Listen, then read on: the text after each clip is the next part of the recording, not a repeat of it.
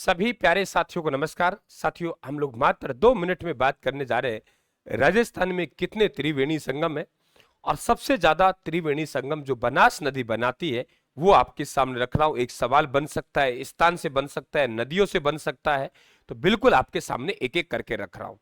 देखिए, एक त्रिवेणी संगम की बात करें जो सबसे प्रसिद्ध है वो है वेणेश्वर धाम। फिर आपको बताएंगे बनास नदी पर सर्वाधिक त्रिवेणी संगम है। यहाँ देखिए, यहां से हमारे पास इस तरीके से एक नदी आती है, ये रही।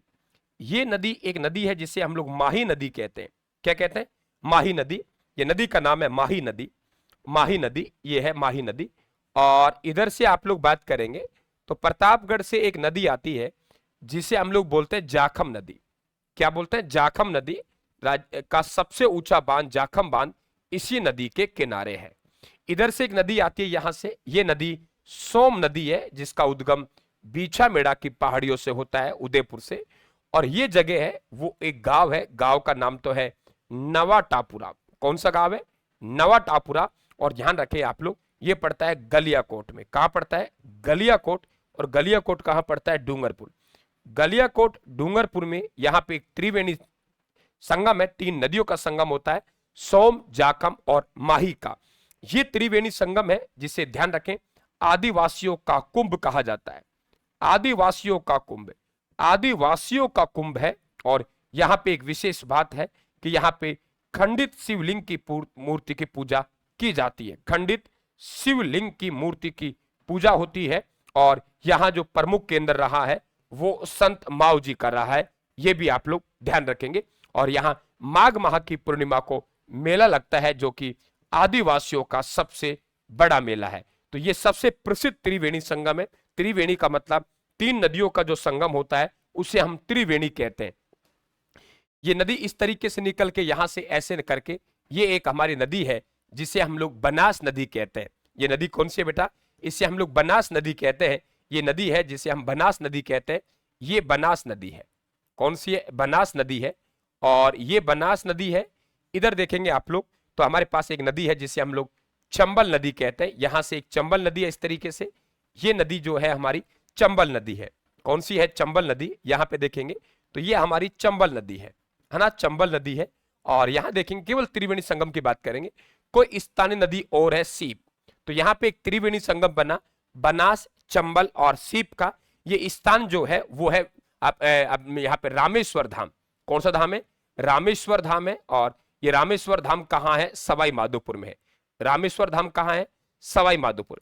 सवाई माधोपुर में ये रामेश्वर धाम है। सवाई माधोपुर में ये रामेश्वर धाम है जिसे मीणा प्रयाग कहा जाता है। क्या कहा जाता है? मीणा प्रयाग। तो मीणा प्रयाग के नाम से इसे जाना जाता है। यानी हमारा क्या बन गया? त्रिवेणी संगम बन गया। इधर से हम लोग चलेंगे यहां से, तो यहां से हमारी एक नदी आती है इस तरीके से। ये नदी का उद्गम गोगुंदा की पहाड़ियों से होता है और इस नदी का नाम है बेड़च नदी। क्या नाम है? बेड़च नदी। ये हमारी इधर से बनास आई रही है, तो एक तो बनास हो गई, एक बेड़च हो गई। और नीचे से हमारे पास एक नदी आएगी जिसे कहेंगे मेनाल नदी। कौन सी कहेंगे? मेनाल। तो हमारे पास यहां एक क्या बन गया? त्रिवेणी संगम। क्या बन गया? त्रिवेणी संगम, यानी 3 नदियों का संगम। तो ये त्रिवेणी संगम। तो त्रिवेणी संगम 3 नदी कौन कौन सी होगी? हमारे पास एक बनास हो गई, हमारे पास एक बेड़च हो गई और हमारे पास एक मेनाल हो गई। ये त्रिवेणी संगम बना।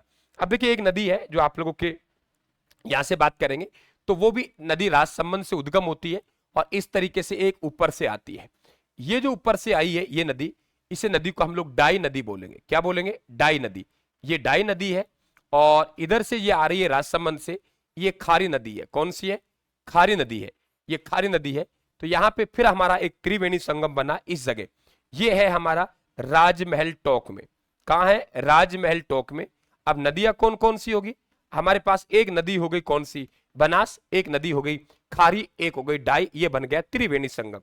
अगले त्रिवेणी संगम की यदि हम लोग बात करते हैं तो अगला त्रिवेणी संगम इस तरीके से बनेगा यहाँ पे कि यहां से इधर से हमारे पास एक नदी आती है, ये आ गई और एक ये आ गई। एक नदी है हमारी बांडी और एक है मानसी, है ना? एक नदी है बांडी, बांडी नदी और मानसी, है ना? बांडी, बांडी और मानसी है। बांडी और मानसी, यहां हमारा जो संगम बनेगा, ध्यान रखें, बांडी और मानसी, है ना? तो यहाँ ये हमारा त्रिवेणी संगम बनेगा। ये है देवधाम जोधपुर। क्या नाम है? देवधाम जोधपुरिया। और देवधाम जोधपुरिया का नाम सुना होगा। ये देवधाम जोधपुरिया कहाँ है? टोक में। तो ये राजस्थान में बनने वाले प्रमुख त्रिवेणी संगम है जो आपके सामने रखे हैं। यहाँ से सवाल ही बन जाता है, तो वेरी इंपॉर्टेंट, बने रहे हमारे साथ। कैसा लगा हमारा प्रयास वो आपको बताएंगे, कमेंट बॉक्स में बताएं, और इस प्रकार की क्लास पाने के लिए बिल्कुल हमारे साथ रहें। थैंक यू, धन्यवाद, राम राम साहब, थैंक यू।